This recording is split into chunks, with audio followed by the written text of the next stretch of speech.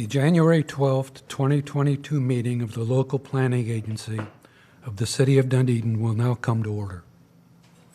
The local planning agency is an advisory board of citizens appointed by the City Commission.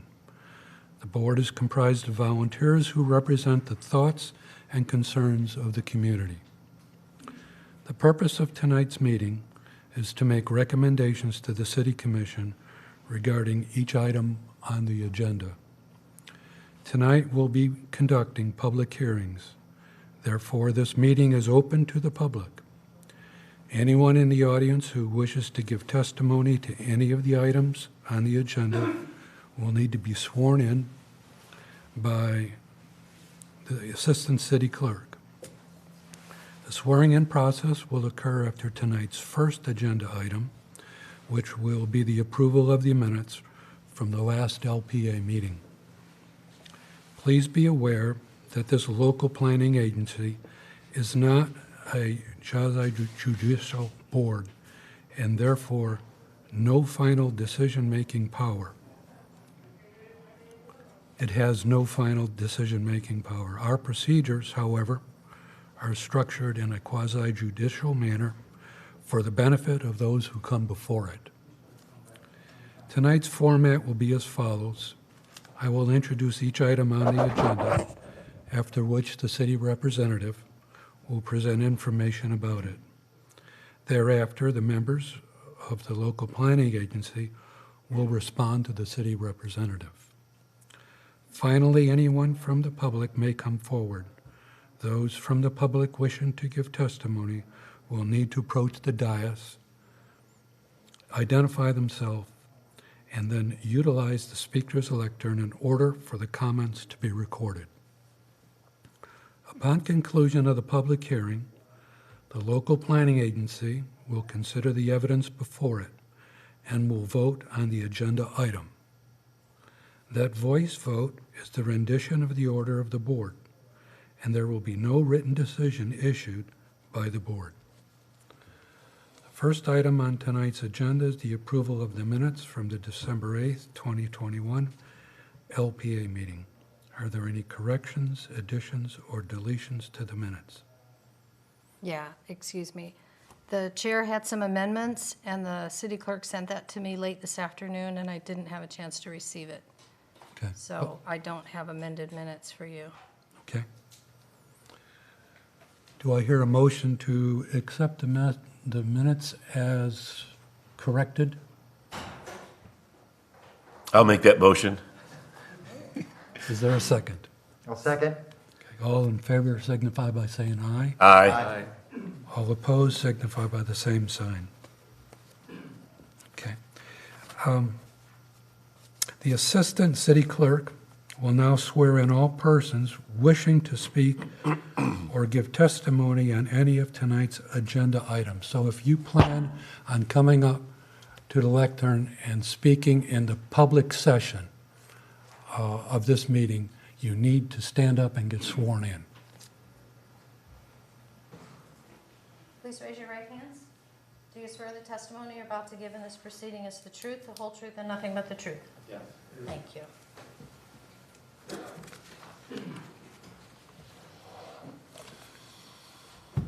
The third item on our agenda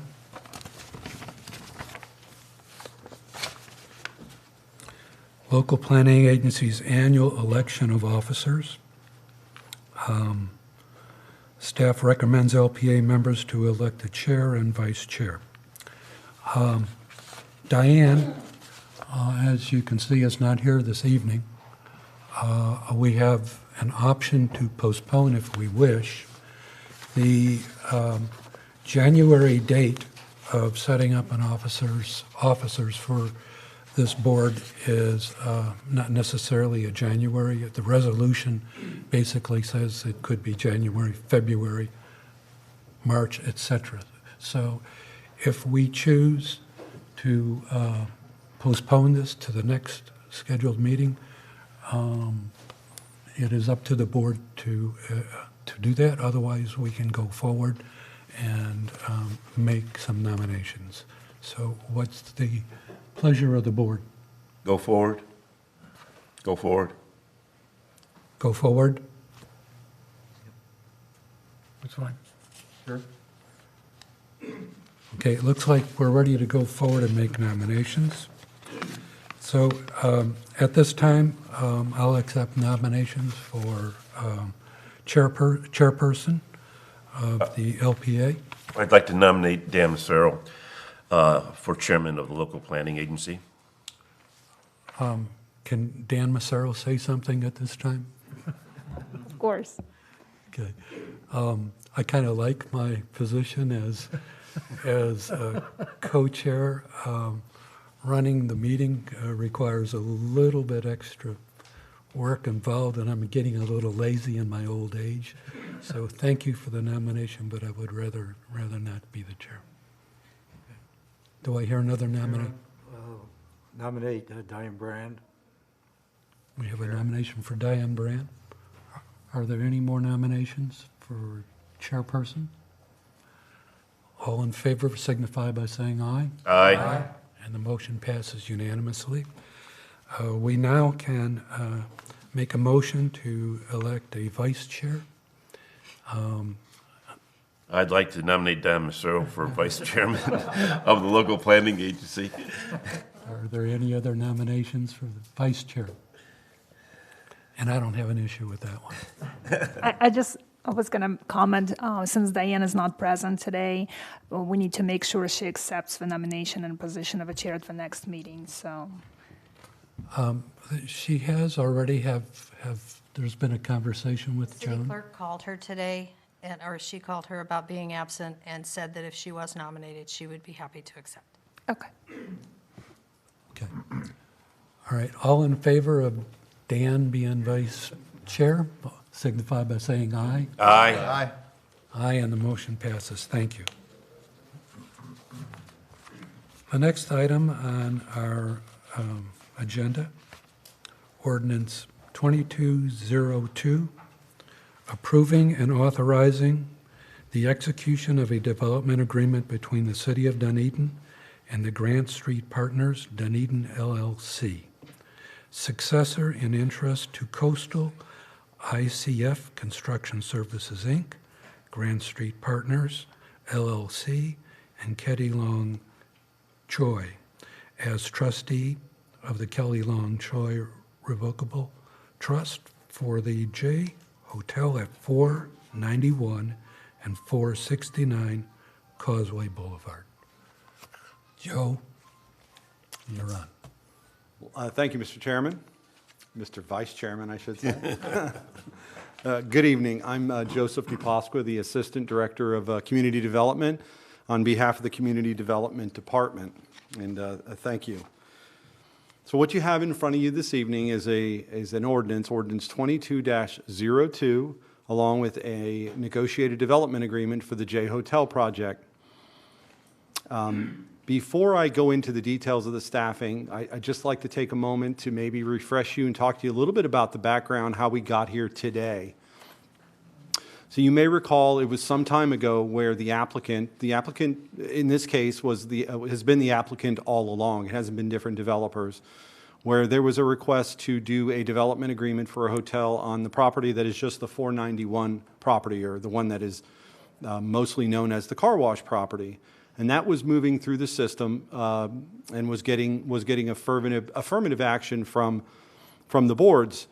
Shortly after that, those approvals were in the process of sort of working themselves out. The applicant was approached by the property across the street, the vacant lot in front of the Hampton Inn.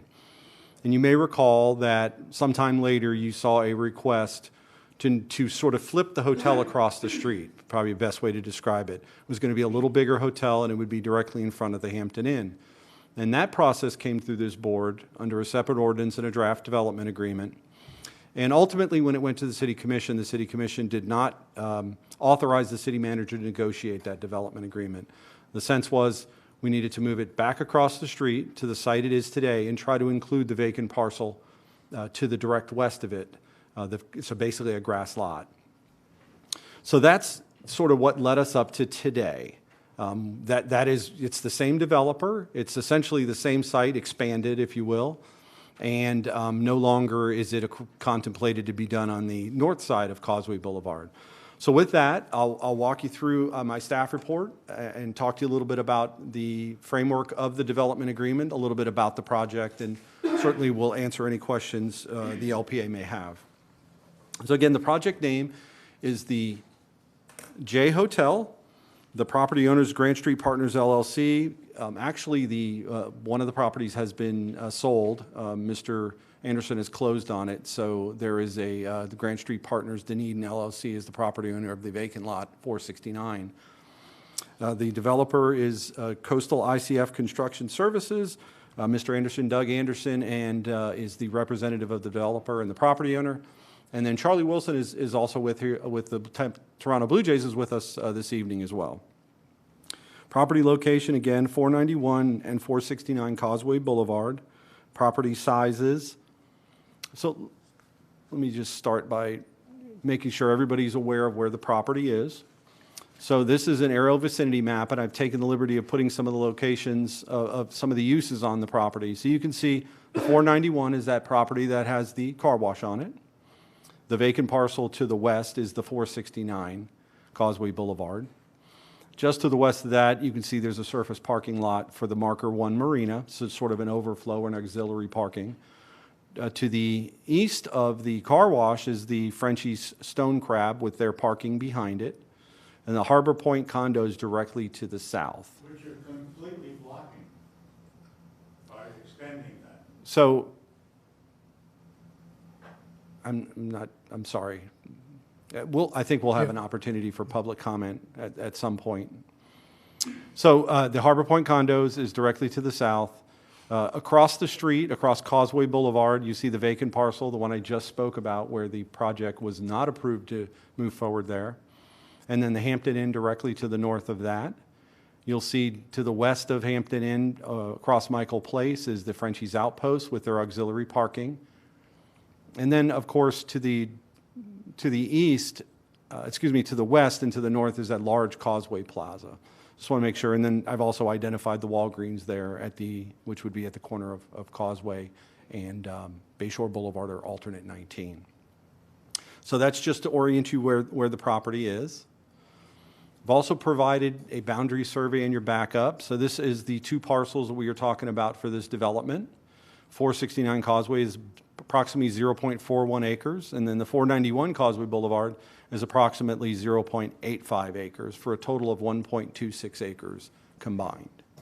And you can see the improvements that will be removed if the project moves forward. That's the car wash and the outbuildings, the vacuum stations, and whatnot. Again, the 469 parcel is vacant. So here we have a street view. These were captured actually just last month by Google.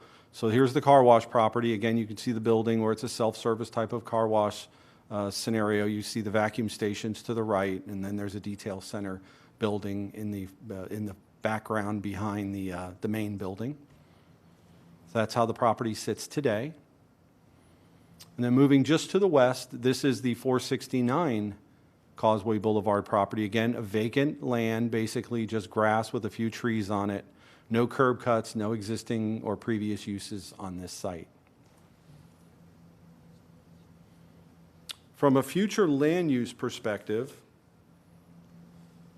what you have is both parcels are sitting in we have a new comprehensive plan. You know this, you were part of the adoption of that process. And so the existing land use that was on the property previously has been replaced under our comp plan with a new land use called Coastal High Hazard Area Retail and Services. And essentially that is the new underlying land use that has been placed on the property in sort of this light pink you see. Both parcels do lie within that land use category. From a zoning standpoint, the zoning hasn't changed since you saw this project before when it was in a different iteration on just the one parcel. And now with the second parcel, they both lie within the FXM, foreign-based medium zoning district. You can see the properties surrounding it. You've got some tourist facility. That's what the TF stands for. You can see you've got some other FXM, and you also have some neighborhood business, and then multifamily a little bit further to the north.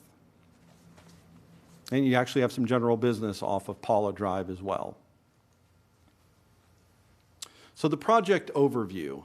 The applicant is requesting approval of a development agreement with the City of Dunedin in order to build a new 3-story, 68-room boutique hotel on the subject properties. It'll cover both parcels.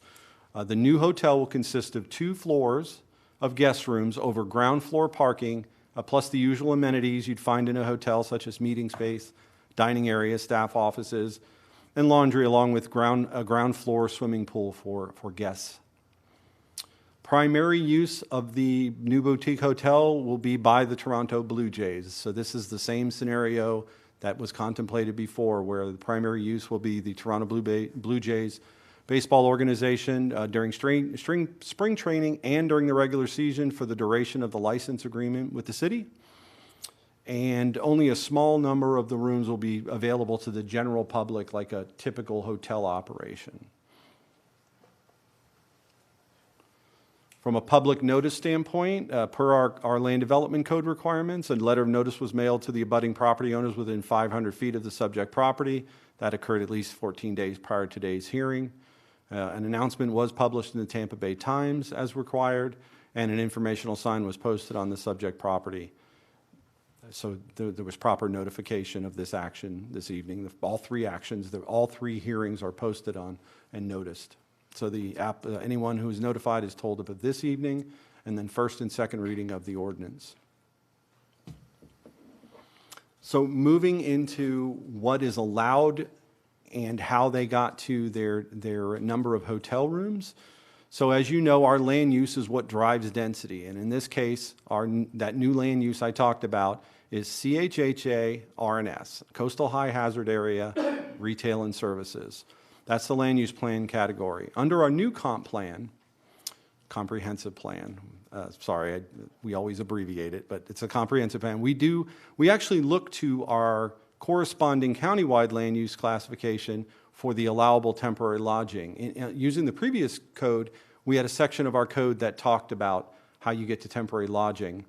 And in this case, because we don't have our comp plan doesn't have it in it, we look to the counties for that. And in this case, the corresponding countywide land use plan classification is for the CHHA RNS is Retail and Services, or RNS. Having said all that, RNS has the same land use classification basically for temporary use that the old commercial general had, 40 units per acre by right.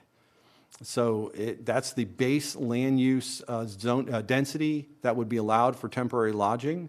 It was the same under CG, and it is the same today, which is the reason why we, under the new comp plan, we placed that similar land use on the property. Under our now you're looking to our county rules to figure out if there's opportunities for additional density or alternate density. And in this case, per the countywide rules, actually section 5.2.1.3, the RNS land use classification does allow up to 60 units an acre for temporary lodging with a development agreement. And you may recall this is what the old CG allowed as well. So there's really no difference other than the nomenclature and the names of the land use. 40 before, up to 60 before, 40 today, up to 60 today. So these properties, as I mentioned, are 1.26 acres and would therefore support a maximum of 50 hotel units by right without a development agreement, and a maximum of 76 hotel rooms using the alternate density standards and the development agreement. So mathematically, what we're talking about, a 68-room hotel is an increase of 18 rooms over that base density of 40 units an acre, and a developed density of approximately 54 temporary lodging units per acre. So that development agreement is, of course, required because they're asking for more than the 40. The other condition of asking for more than 40, up to 60 temporary lodging units per acre is that you have to have a hurricane evacuation and closure covenant. And that it has been agreed to. It is part of the development agreement. It's actually Exhibit E to the development agreement. It's included in your backup. And basically that says that should there be an evacuation order by the county, that there's a plan in place for the hotel to be evacuated as soon as practicable. So moving on, Exhibit C of the development agreement is the proposed site plan. Excuse me. And what we have here is that proposed site plan. This is the site plan using both parcels, all 1.26 acres. As you can see, you've got 2 entry points off of Causeway Boulevard with a one-way sort of right in, right out. So you'd enter the site using the easternmost driveway access. You would traverse through the site, drop off, pick up, park, whatever you're going to do, and then you would exit through the eastern driveway access point. You can see all the parking is at the ground floor. This is basically the ground floor plan. So all the parking is under the upper 2 floors. And you can see that includes the accessible parking. And then you can see you have sort of a 2-way drive aisle between all the parking under the building. You can also see the pool there up closer to Causeway Boulevard, just to kind of orient, and all the landscaping around the perimeter of the site and some within the site. We've provided architectural elevations. You can see the top is the south elevation. Am I looking at that right? Yeah, south elevation. So this is looking at the south end of the building. This is what you would see from the Harbor Point condos. You can see sort of the rears of the building. You see the solar arrays on the roof. The bottom elevation is looking at it from the north elevation. So this is facing when you're facing Causeway Boulevard. You can see you've got your entry point. You've got a series of elevator towers with some roof ornamental roof structures over it, and you can see the 2 floors over top of the ground floor parking. In the middle there is the surround around the pool. The upper elevation is the east elevation. This would be the part of the structure facing Frenchie's stone crab. You can see they've sort of shown you where they're going to be using busing and players and personnel back and forth, and sort of you can see where that bus would have a loading area. And then, of course, finally, that elevation would be from looking at it from the vacant lot. I guess it's surface parking, but vacant lot where you park for Marker 1 Marina. Exhibit D to the development agreement are the proposed architectural renderings. What I will say is everything I'm showing you here this evening is going to change, and I don't mean that in an alarming way.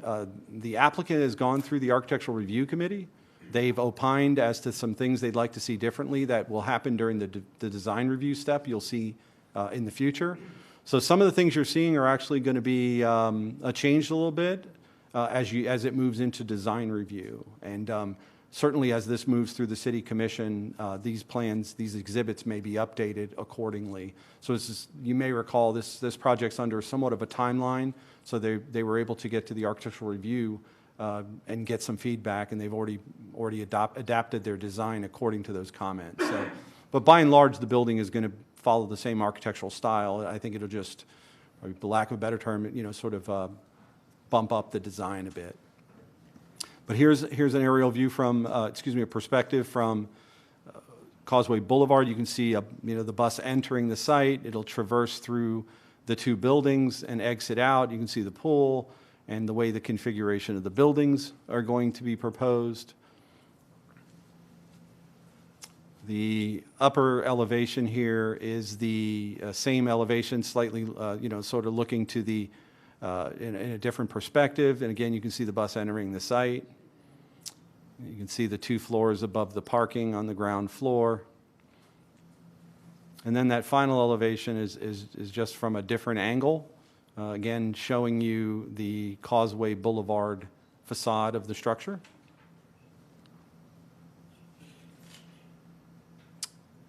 The lower photo, or the larger photo, is looking at it from essentially the Harbor Point condos. You can see the rears of the building. You sort of see over top of it to Causeway Boulevard. Again, the bus entering the site from Causeway Boulevard. You see the swimming pool and sort of the rooftop areas you can't really see the access drive through here, but it goes between those two, the large building and the small building to the north. And then similarly, you get a little different angle on that upper corner of the building, looking at it again, the rear of the structure, looking towards Causeway Boulevard, actually looking probably northwest, it looks like in that picture. So the staff recommendation this evening is to the LPAs, recommend approval of Ordinance 22-02 and the negotiated development agreement between the parties. Talk to you a little bit about the background which got us here today, but I want to talk to you a little bit about the steps for this specific project with this ordinance and this development agreement, so you see where we've been and where we're going.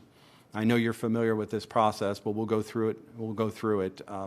The step one was completed on October 21st. That's where the City Commission did authorize the city manager to negotiate the development agreement. The time between there and today's meeting, which is step two, is when the negotiations were ongoing. Things were being hammered out into a form that exhibits were being created and things were being executed for tonight's meeting, which is step two. Following tonight, you'll have a first and second reading. Both will occur in February 3rd, followed by February 17th for the second reading. And then within 14 days of that, the approval, you would get, within 14 days of the execution. So once all the signatures are placed on the development agreement, it would get recorded in the public records. And the applicant will then begin the development review process, or the design review process, for the project. As I mentioned, the ARC has already done that review, so that step is done. The ARC has asked to do an informal re-review of that, and that is being scheduled and being performed as we speak. But at some point, you will see a design review application back in front of this group for a recommendation to the City Commission. It will, of course, comport with the development agreement if it is approved, and it'll go through that normal review process looking at the components of our design review, which is different than, of course, what we're doing this evening. So this is sort of the first step. Once you make a recommendation, then that design review would then go to the City Commission for the 2 required hearings. At that point, then it would be finally approved and can go to infrastructure and building permitting. A little bit about the construction timeframes in the development agreement. So the developer will have 18 months from the effective date of the development agreement to commence construction. So that would include getting through the design review process and getting permits in hand to be able to commence construction. And then from 36 months from the execution of the development agreement, the effective date of the development agreement, they need to complete the project. So with that, I certainly would be able to answer any questions. And again, Mr. Anderson and Mr. Wilson are here on behalf of the applicant. I had a couple. Wait. Go ahead. You initially said in the staff report that the land deal did occur on 12/20/21. So the land deal is done and met that requirement that we had? I'm not sure what you mean by the land deal. Well, there was a purchase agreement to close by 12/20/21 within the documents that I read. And the purchase agreement had to do with that parcel of property, that green parcel that's added on. So the deal did occur. The applicant did acquire the applicant met it, property. so, 469 Causeway Boulevard, the applicant did acquire that property last month. okay. And our task tonight, okay, we're all looking at here is the development agreement. It is the approval to move forward, if we so give the approval to the City Commission to move forward with the development agreement. That's correct. That's what you're looking for from us. Sorry, Steve, go ahead. No, I think I must have misunderstood you, Joey. You made reference to the property on the north side of Causeway. And that wasn't it, that was incorrect, right? We worked on the property, this is on the south side of Causeway. Our October meeting was the car wash.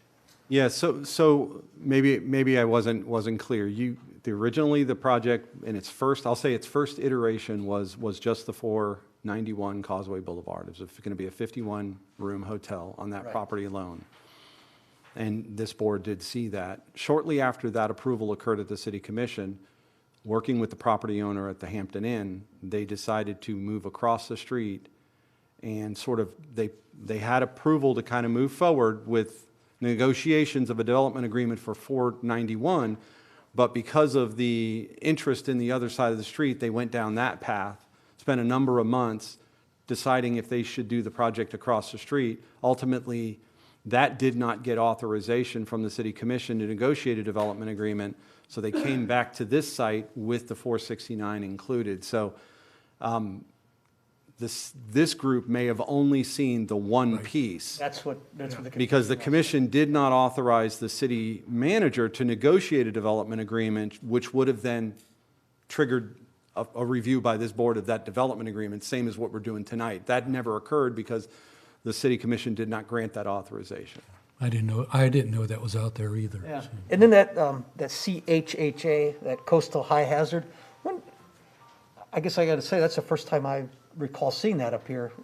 When was that, when did that begin? So you may recall, in all fairness, it's been quite a bit of time since the comp plan came through for recommendation on, it was Ordinance 20-01.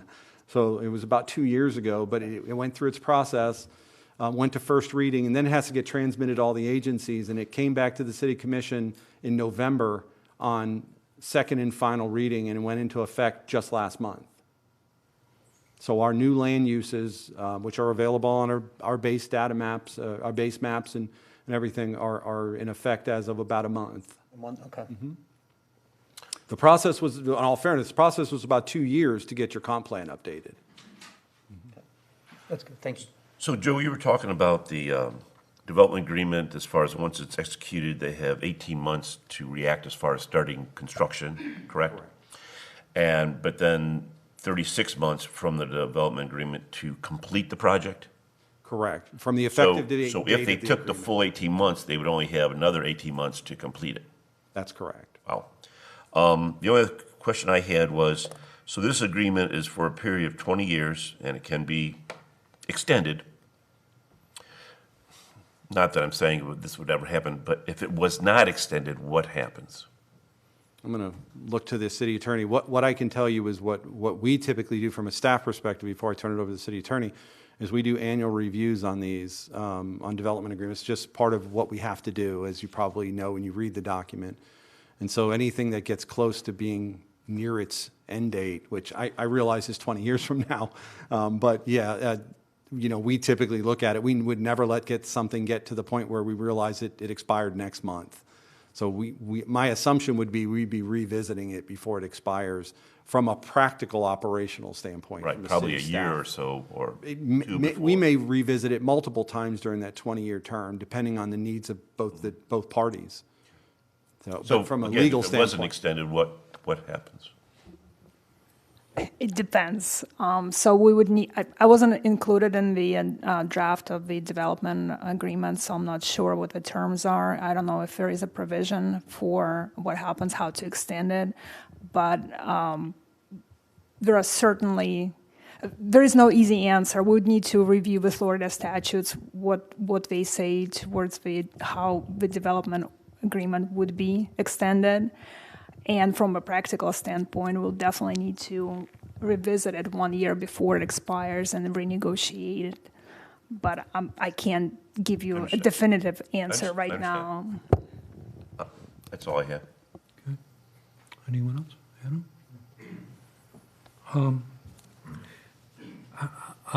I know what our chore here is the development agreement. But I did go through all of the attachments that were provided, and the Architectural Review Committee had a list of 10 items. Their drawings that they reviewed, and this was just January 4th, were redlined. I mean, there was major redline revisions, and then the final report from the Architectural Review Board was a list of 10 items that they wanted to, or recommended to be changed.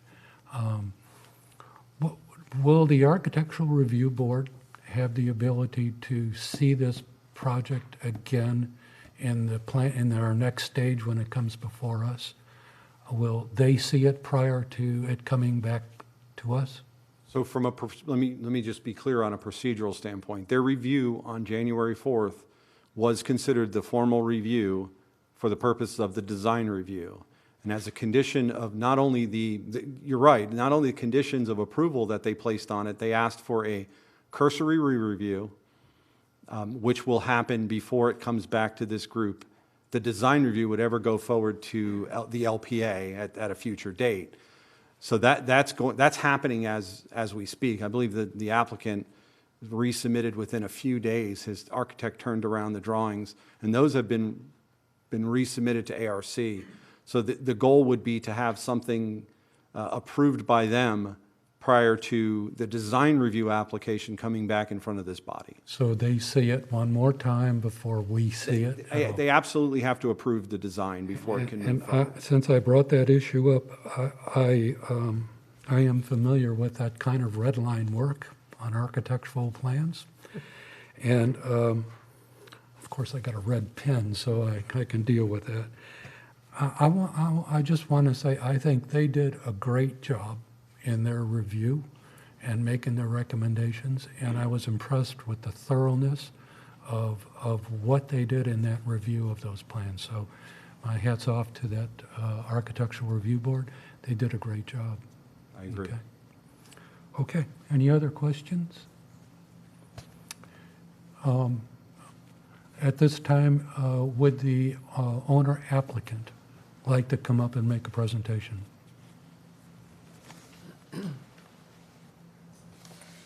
Good evening to you all again. Doug Anderson, 1413 Bayshore Boulevard is my address. I'm a Dunedin resident. I'd like to just give you go back to why we are here at this stage tonight from where we started with the project. So we, as Joseph was able to give you a very thorough background on the history, we originally started with just the car wash site.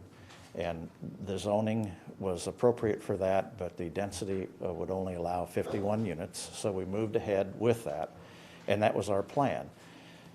We had been given some encouragement by some of the city staff when the property in front of the Hampton Inn was made available to us to take a look at that and go see what we could do across the street on that site. So we did a very thorough analysis of that, did a lot of architectural rendering, did some civil engineering studies.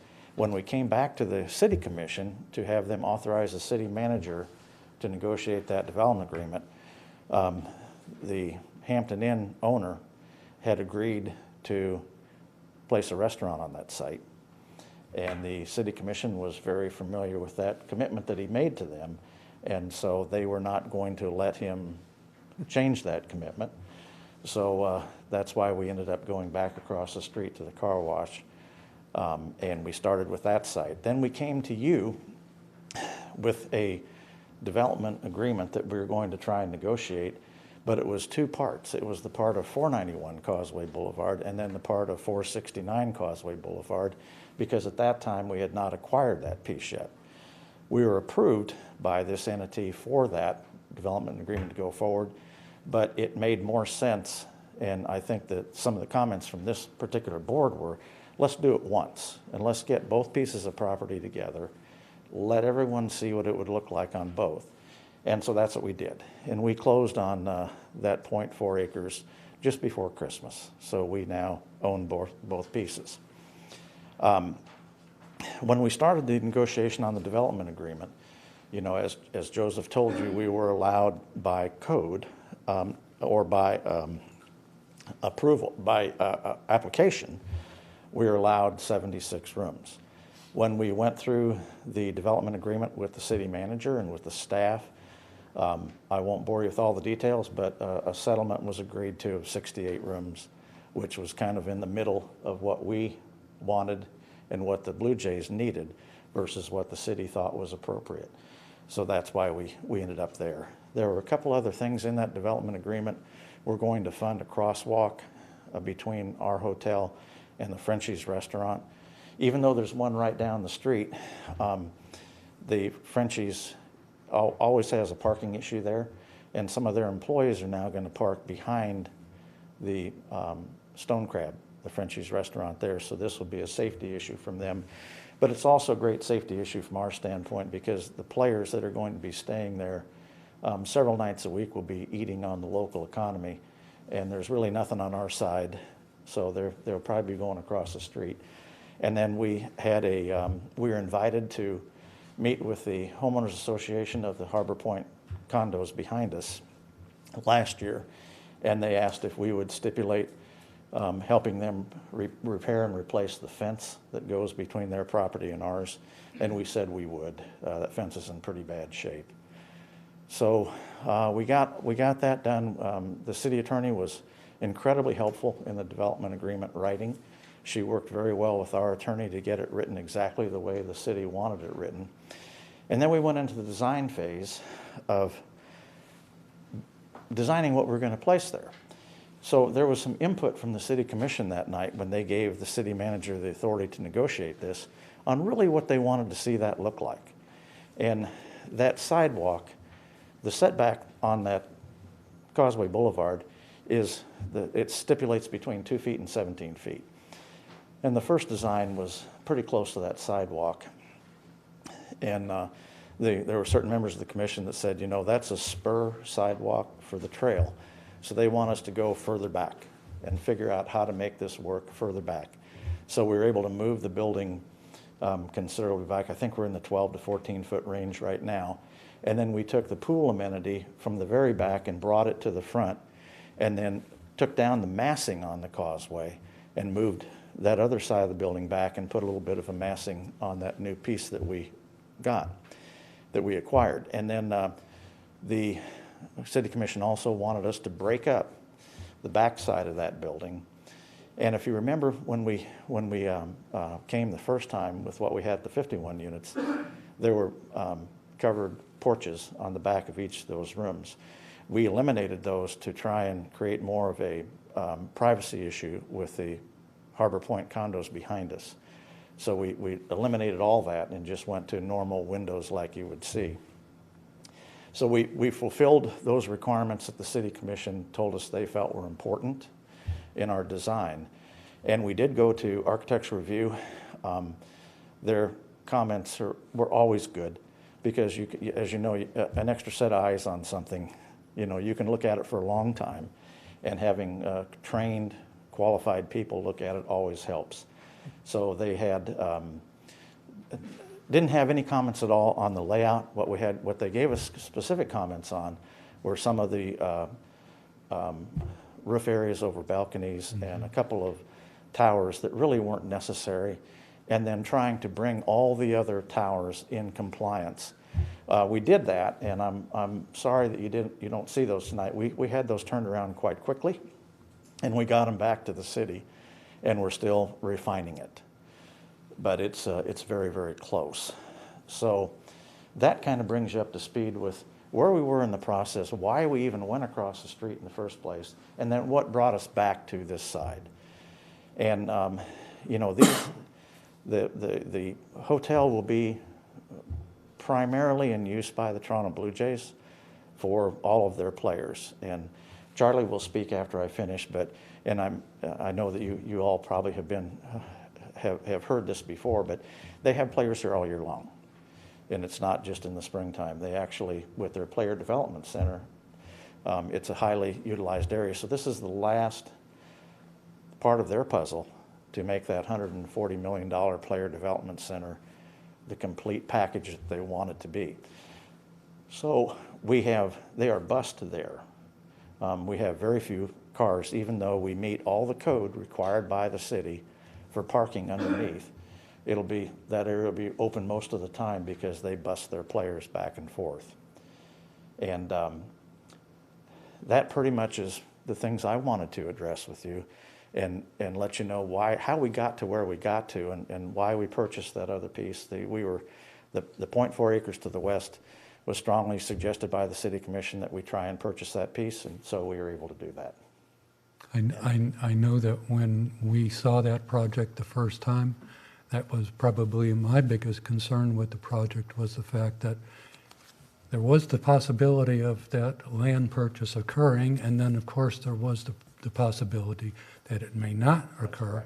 And what we were approving may or may not be such a good thing. So I'm happy to see that it all became one piece of property. So far, I think we're looking pretty good. Thank you. So, I'd like to open up for questions. If anyone has a question on the process that we went through and how we got to where we are now. When this was presented before, were they double king rooms or were they double queens back then also? The first, back in October? They're double queens. Is that what it was in October also? Yes, sir. Yes, sir. Yeah, they're a little bit longer. They're called a California queen. Some of the guys are pretty tall. Right, I know we comment about the size of those young guys, right, okay. And they are fed breakfast and lunch at the Player Development Center. We have a meeting room for them it's a pretty good-sized meeting room. It's about 2,000 square feet, and it has a warming kitchen because there are several nights a week that the team will cater food in for the evening meal because they have team meetings in the evenings. But we will not have a bar. We will not have a restaurant. Those are not included in our business model. Any other questions, Doug? Thank you all very much, and Charlie would like to speak for just a few minutes. Okay. Thank you. Thank you.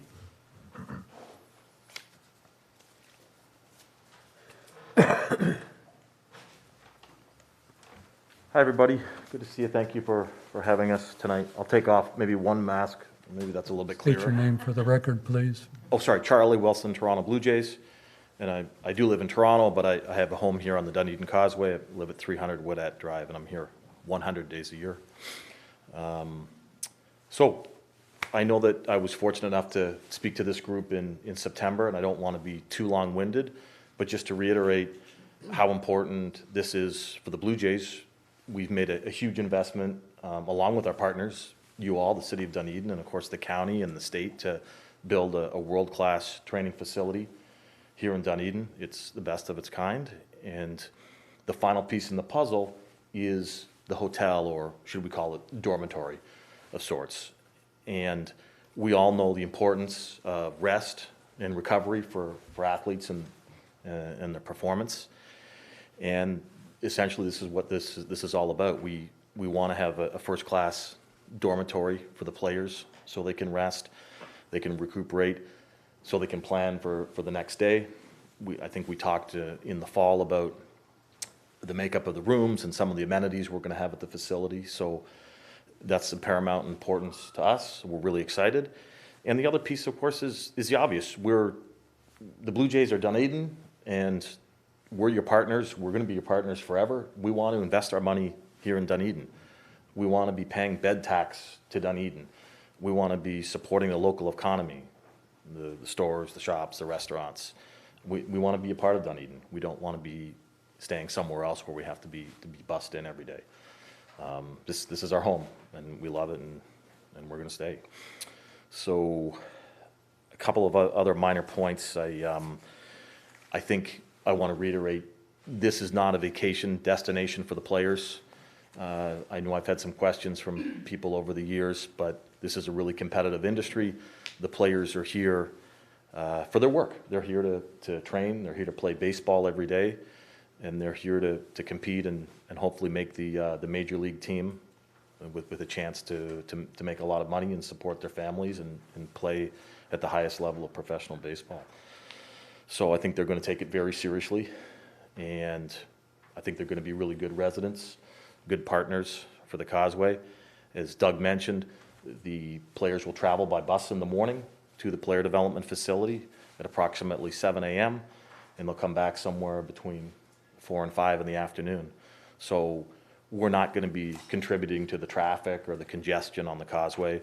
We're not going to be taking chairs and tables at Frenchie's or Eddie's, Hurricane Eddie's during the daytime.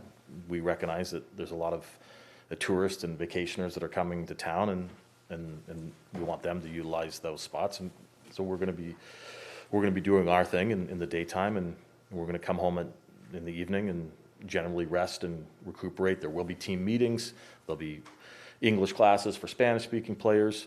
There'll be workshops for our players to review the daily programs, what they're doing, working on their goals, working on all parts of their program to develop. And with the hotel's modern amenities, we're going to be able to accomplish that. One point I wanted to make about the bus, I know in one of the pictures you saw a bus parked there, and I want to make it really clear to everybody, the bus will not be parked at the hotel. The bus will come in about 7 minutes before it's supposed to pick up the players. So it'll either pick up the players or unload the players at the end of the day. But the bus will be parked at our player development complex here on Garrison Road. It will simply go out to the Causeway to pick up the players and return right away. It won't be there idling or sitting, and I want everybody to know that. And I think the last thing that I wanted to say is, I know there's been some discussion about density and number of rooms that we require. And I want to be perfectly honest that I know our deals now is on the table for 68 rooms. And we're going to be excited with that. We're going to be happy it's going to work. But I will say that doesn't fully meet our requirements. We probably require 80 to 85 rooms to house all of our minor league people. And I guess when I was here in the fall, I think I floated the number 70 player rooms and 5 staff rooms. That's how we got the number of 75 when we made the initial proposal. We have 140 players that come to minor league camp. So 2 to a room, there's 70 rooms, and then we reserve 5 rooms for staff members to have coaches. During the course of spring training, players get cut from the major league team and then come down to our minor league teams. So our number obviously expands. The minor league camp numbers balloon over the course of March. Be it as it may, we understand that there's a lot of parties involved here, and we're going to compromise, and that's why we've agreed with the 68. But I did want to mention that it is a bit of a concession, and it's not going to house all of our players. And I've mentioned that to Doug and to Joey and other people. But I want to make sure everybody's aware that we didn't randomly pick a number out of a hat. We're starting with 140 players, and then we grow through the month of March. So Charlie, I had a couple questions. yes, I had a definitely, couple Steve. questions. Good to see you. Yeah, good to see you today. Out of the 68, then, I think you just said that some of those will also be assigned to the adults, coaches, so this won't be 68 units of just young players then. So I think the model's probably going to be 64 player rooms.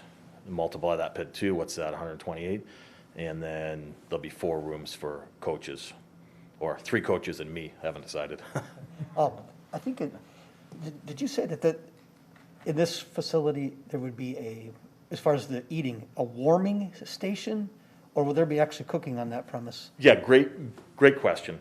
So we've got approximately 2,000 square feet in the building that we've got a blank canvas, and we can work on this with our high performance team and with Doug's team, the developer. And it's going to be a combination of sort of an all-purpose meeting room with a warming kitchen. So there will be the stovetops, microwave, refrigerator, counter space. So the players will be able to prepare dinners and snacks in the evening. So we're anticipating that 3 to 4 nights a week, we'll have our catering company come in and drop off the food, so it's there for the players when they get Isn't back. there a question that happens, like when the single A affiliate plays and the game gets done late? Isn't there sometimes a problem to obtain food because restaurants are closed by then? So my understanding that you will be addressing that issue if this goes through? I mean, these guys, they play down the street, they don't get done until, say, 10 o'clock by the time they're out and showered. Hasn't there been problems in the past finding them food? No, that's a good question for sure. The Dunedin team is our low A affiliate. Yeah. When their season starts in April, they have an exclusive. We have a dedicated nutrition team with them, and we serve them their meals, 2 meals and a snack each day. So there's a pregame meal and a postgame meal that's served right on site at TD Ballpark. Okay. The group that's up here is predominantly the complex league team. So they're essentially the baby Jays, the youngest group of minor league players. Their daily schedule is a little different than in season. They start at 7 in the morning and they finish around 5 in the afternoon. So they're done a little earlier, and we will have food provided for them either at the hotel, or we'll give them meal money for 3 days a week, allowing them to either, or a lot of them are gonna do Uber Eats and order stuff, or they can walk to some of the local restaurants and to Publix and get groceries and come and prepare meals. But their daily schedule, during spring training and the Florida Complex League, which goes from April to Labor Day. 'Cause I got to go through the PDC recently. Yes. And I saw that, you know, I got to go through there. Yeah, you were there in Yeah, December. what an incredible facility with the cooking, so just want to make sure these young guys would be taken care of, so. I have nothing else, Chair, thank you. Anyone else have any questions of Charlie? Just that, Charlie, I think I can speak on behalf of all of us and the city of Dunedin that we're glad your group is here. Thank you for that. Thank you. Appreciate the opportunity. One question, just, and you may have said it, and I know you call it something different. It used to be the single A team that plays. You called it something. Yes, so it is still single A. The classification has dropped a level from A advanced to low A, they call it now. There was a restructuring of the minor leagues Right.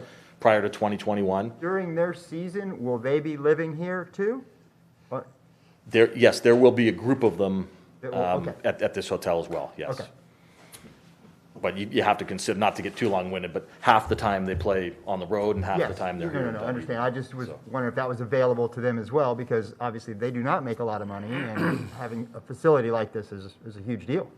It is, it's a great point. And the good thing about this is the players have their salary, which is not huge, but the Blue Jays will be providing accommodations and food. So they typically won't have a lot of expenses. Anything else for Charlie? Thank you, Charlie. Great, thanks very much, appreciate it. Ken, you got sworn in. Did you want to come up here and speak?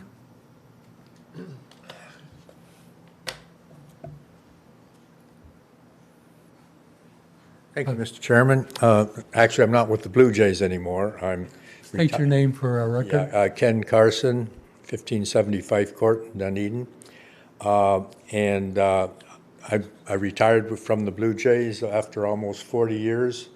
I've lived in Dunedin for probably 30 of those years.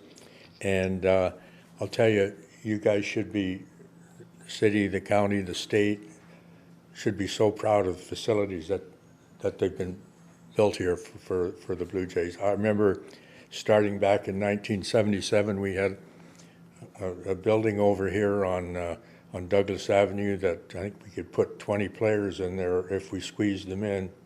My medical room is right in the middle of the locker room. It just, and to see what has been done now, it's just unbelievable. I've been to every spring training site in Arizona and in Florida, and this one here is second to none. And with this hotel, it's just going to be the last piece of the puzzle, as Mr. Wilson said. And I would hope that you people would do the right thing to put that last piece of the puzzle for the Blue Jays. And it's like Mr. Wilson said, this is our home. You know, it's my home, even though I'm retired. I've been here a long time, and it's nice to see that the Blue Jays have committed themselves to the area. And it's just, you guys should be proud.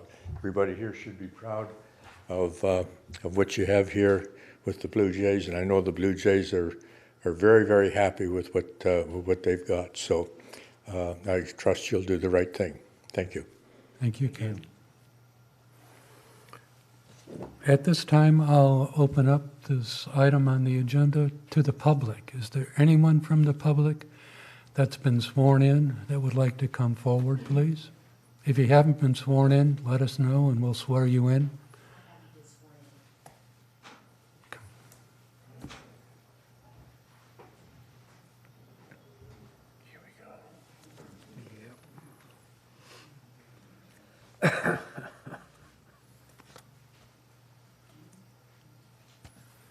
You say you have been sworn in or not? No, she was not. I've not been sworn in. I'll swear you in. My name is Doreen Bennett. 460 Paula Drive, Okay. apartment 308, Dunedin, Oh, Harbor Point. okay. Please raise your right hand. Do you swear the testimony you're about to give in this proceeding is the truth, the whole truth, and nothing but the truth? Yes. Thank you. I have two issues. One is the safety. Speak into the mic. Oops. One is the safety with the crosswalks. I know there's a crosswalk at Gary Circle and Paula Drive. And because there's 4 lanes there, you do see cars not able to see pedestrians crossing. That's my main concern. Now you're adding quite a few people crossing there. The second thing is, Mr. Anderson did come and talk to us at Harbor Point, and we're excited about the 51 hotel, the 51 room. Now, he was interested in buying he was interested in the property next door, but he said it would be perfect for his office, and we thought that was a good idea, not for expanding the hotel. That's just that's what he told us at the meeting. All right. Your concern with the safety issue, we're kind of in tune to that. And I think when we actually see the final site plan that will be submitted, that will be a topic of our review also. Mm-hmm. But I think it would be ideal to have just his office building there, as opposed to expanding the hotel. When you mentioned about the crosswalk, I think he mentioned they're going to be adding a crosswalk. But because there's 4 lanes that you're crossing, you can't always see, just like here on Skinner Boulevard, you know, how many cars go, even when there's one car stopped, another car will go right by it. You know, I don't know how many near misses there are, but you're going to have people walking across the street quite a bit there. But I think they're trying to address that safety by adding a crosswalk, and I think it's just going to make it more confusion there, because you've got, you know, there's a lot going on in that 2-block period, 2-block section. okay. Thank you. Thank you. Is there anyone else from the public that would like to come forward?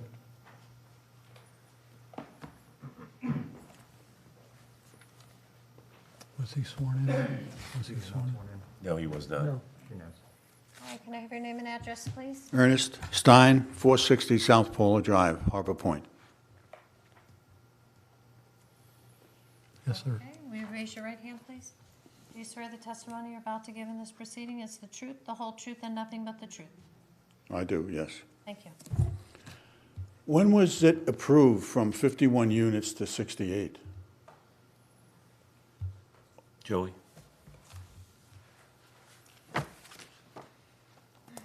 I'm not sure how to answer the question, so let me try this. It was never approved at 51 units. It was going through the process as a 51-unit hotel on 491 Causeway, the car wash site.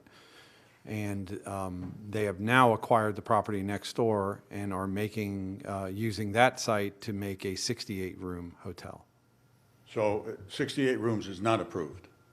The process tonight is the first step towards the approval of the development agreement. Runs from a procedural standpoint, the development agreement comes ahead of the design review for the hotel itself. So this is sort of the first few steps. This is the approval process we're going through right now. But the red lines are on the 68 hotel. The red lines that you spoke about was on the 68. Yes. Correct. So they've already kind of jumped the gun, as if 68 is approved. Well, Well, that's a gamble. As they're if, taking. I That's a didn't say it gamble. was. That's a gamble they're taking, yes, because it could be denied, I suppose, sure. But it's, I don't think someone would buy another piece of property on a gamble. yeah, I mean, It doesn't make sense. Anyways, as far as the other crosswalk is concerned, at night, there's not much visibility, and the cars cannot see people crossing if someone is stopped. In other words, you have 2 lanes, and if a car here is stopped and someone is trying to cross here, you cannot see beyond that car. And I've seen a lot of times where people just have to jam their foot on the brakes because they don't realize that there's someone still crossing. and I understand that, and I've seen that, actually, like you have. but we will see what they'll propose for that crosswalk. Maybe But they'll a crosswalk is you can't see it unless you're there. In other words, the only way you're really gonna know is to actually camp out there. We'll have an opportunity to see the crosswalk when they submit it on the plans, but we don't know what that is yet tonight. I mean, there are ways to make them, safer as far as making the crosswalks wider, making sure that there's appropriate lighting for at night. Caution. Using all the caution lights like Skinner has. When you come up there, the caution light goes on, you gotta stop. We already have those caution lights are there. They're Right. already there. We'll have those, okay. We're already there. Not only are they there, you have police that camp out by Walgreens, and you still have people go right on through. And you still can't see the people crossing some of the times. Not all the time, but some of the times. Sir, hold on one second. Joe, is that a state road or is that City of Dunedin's road? So Causeway Boulevard, at that portion west of alternate 19 is a county road. So It's this if Pinellas- you look at the Pinellas. development agreement, the draft, the condition of getting the crosswalk, it has to be approved by the county. The And that's why county, it's their not the road. city. That's a great point. So this has even got to go to the county, okay? Mm-hmm. Okay. Now, the 51 rooms cut off most of the condo. 68 blocks the entire condo. You cannot see beyond that. Not only that, it was proposed that the back of the hotel would have a three-story wall built, a fence, 3 stories high, to block off the view. I mean, now it's going to be across the entire condo. Let me I misunderstood. You can't build a 3-story wall. That was never proposed. So it'd be a 6-foot maximum? Is that what it would be, Joe?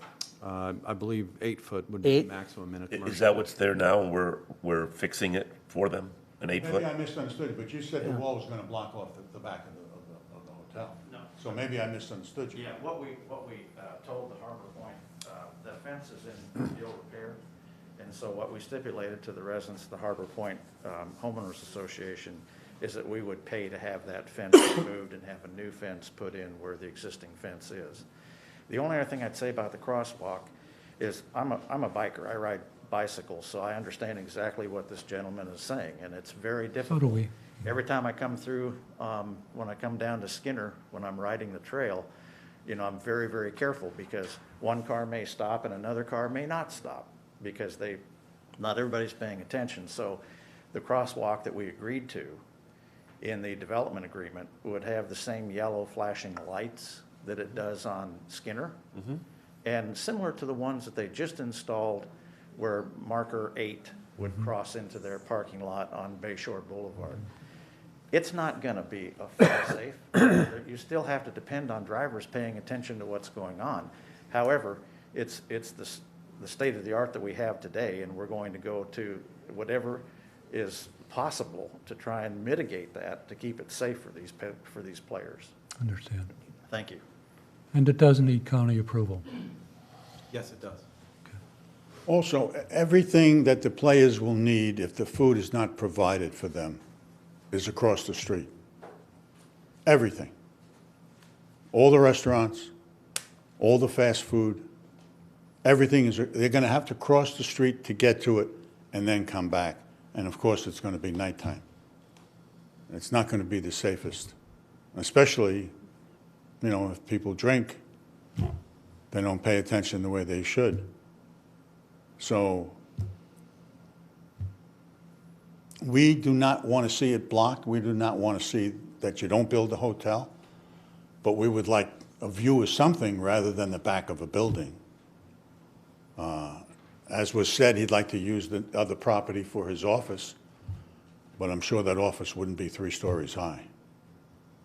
So I'd appreciate if you didn't Thank you, Ernest. go from 51 to 68, which I realize would be a hardship for them. But 68 is already a hardship because they don't have enough rooms for the players. Thank you. Is there anyone else from the public? I don't have any testimony. Dwayne Wright, I just want to, no testimony, I'm just saying, I'm announcing my attendance to the meeting, which is required of your sitting on the board. Not that I have any reason to, but your ordinance requires that you have to attend a meeting. So I'm attending a meeting. I will also note that I sit on the Architectural Review Committee, and I'm still into sunshine, so Did you do all that red pencil stuff on those plans? I can neither confirm nor deny. Are you carrying a red pen?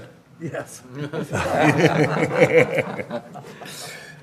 Is there anyone else from the public that wishes to come forward, please? Hi. Were you sworn in? I have not yet. Hello, Hi. Mark Maurer, business owner, 2602 Bayshore Boulevard. Can I have your last name again? Maurer, M-A-U-R-E-R. 2600 Bayshore? 2602. Thank you. Thank you, Mayor. Do you swear the testimony you're about to give in this proceeding is the truth, the whole truth, and nothing but the truth? I sure enough do, yes. Thank you. Hello, everybody. Everybody hears me. Just word came out, I got short notice, so I got dressed up for the occasion. Just came out to show support and show our excitement over as a restaurant partner over a small business over there in the Causeway. Came out to show support and say we're actually excited about seeing this, bring an inflection of revenue to the area, keep people in that area as opposed to going and taking the money out of town.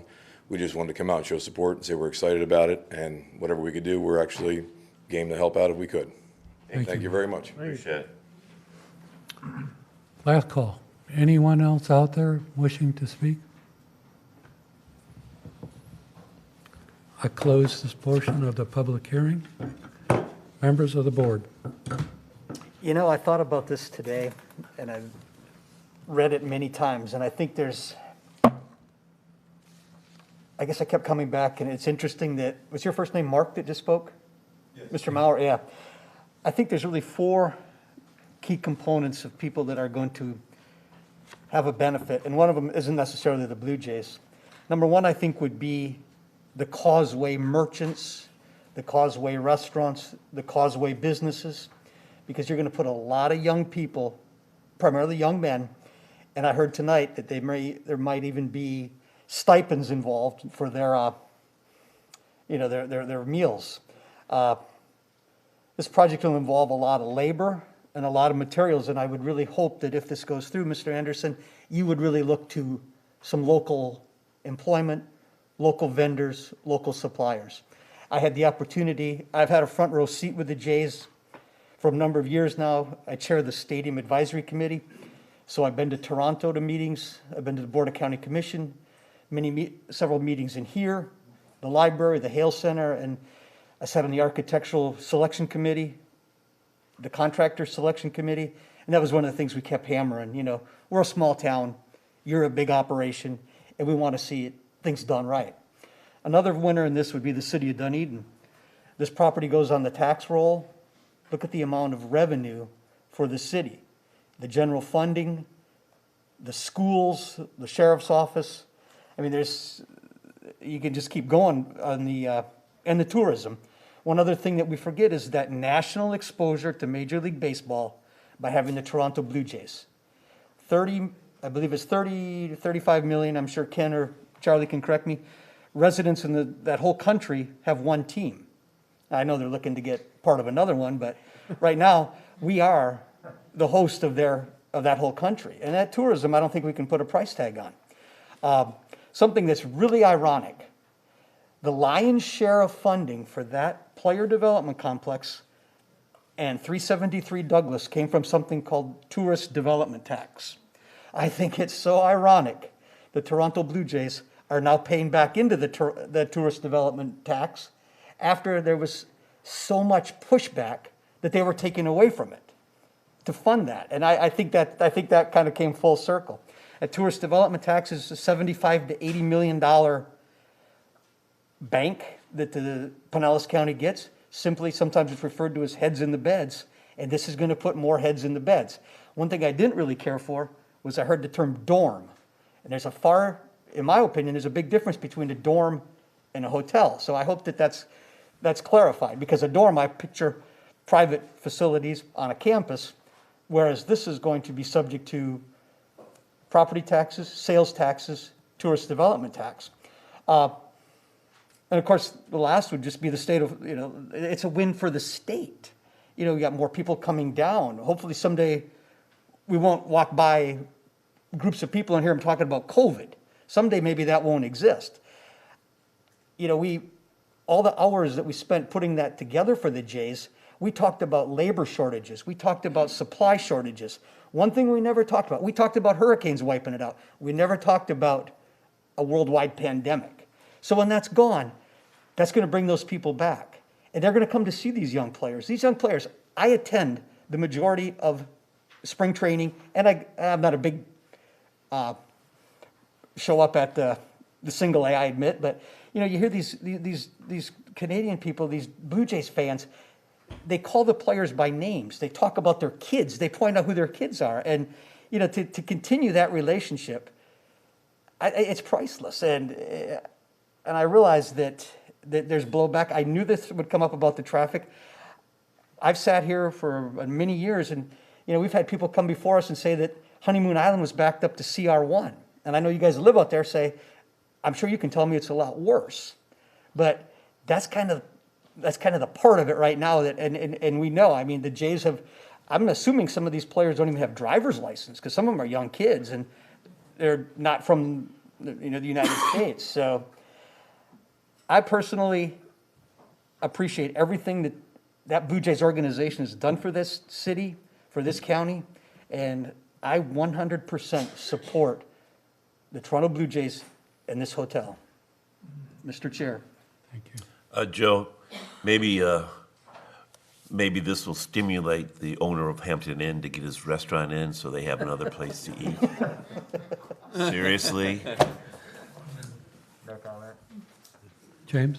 Yeah, just briefly, you know, we look at the renderings that we have, and if you look at that, you can see how dense that site is. And one of the things we hear at this board frequently when we get a project of this nature is what happens with the traffic, what is the safety issue, and how does it fit into the neighborhood and all of that. I mean, this project is in its initial stages basically now with this development agreement, and the public should know that we are going to see down the road a full development review application and a lot of issues with that. And I would hope that the applicant would address the traffic issue, would address the issue of the buses crossing those lanes. We saw the rendering and the picture of the bus trying to cross the lanes to get into the hotel, et cetera, so that when they come back with development review application, excuse me, we can have a full discussion of that. Okay. Matthew? Dennis? Good. We're good? I too have been a member of the Blue Jay Stadium Committee. However, it was the very first city-sponsored Blue Jay meeting or a committee that was formed for the stadium, the very first stadium committee. So that was back in either late 70s or early 80s when the field was revamped for the very first time. So I too am and always have been a very strong supporter of the Blue Jays. I like what they're doing. I think, of course, it will be beneficial to all the businesses, the catering businesses that will have the opportunity to bring food there for the players. That's keeping the money within our community, and I think that's great. I don't want to lose sight of what we're here to do tonight, okay? And all that we're doing tonight is we're not approving anything with the safety or the 51 units or all that we are challenged to do here tonight is to give authorization to the city commission to move forward with this development agreement. Is that correct? Yeah, you're making a recommendation to the city commission, yes, sir. So that What I'd is, like to add, though, but it is also that the 68 rooms are in the development agreement. it is all in there, and if the commission wants to move forward with the development agreement and the way that we've either like it or dislike it, we haven't taken a vote yet, but that will be their chore to deal with. So at this time, I'd like to hear a motion. I'd like to make a motion for approval of ordinance 22-02. I'll second that motion. We have a motion for approval and a second. All in favor signify by saying aye. Aye. Aye. And all opposed, it's the same, so we're unanimous. Ordinance 22-02 has been approved to move forward to City Commission.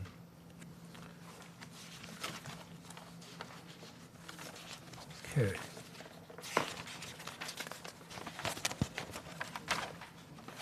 Last item on our agenda. Opportunity for the board members to discuss issues with the city on past, prior projects. Anything? Anything? No. And if we have no further questions of the city, I'll entertain a motion for, Want to announce the next meeting? oh, yes, the next meeting, the LPA meeting will be February 9th. I'll entertain a motion to end our meeting this evening. Make a motion for adjournment? Is there a second? I second the motion. We have a motion for adjournment and a second. All in favor signify by saying aye. Aye. Thank you.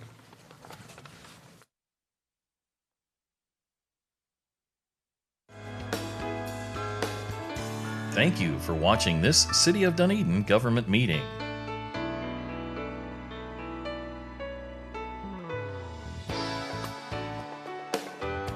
If you'd like to review any part of this meeting or watch any previous government meeting coverage, you can watch these meetings online anytime through the city's website, dunedingov.com. Stay connected with everything Dunedin. Follow the city on this channel and on the city's Facebook page, through Twitter, and on the city's YouTube channel. Thanks again for watching this Dunedin television production.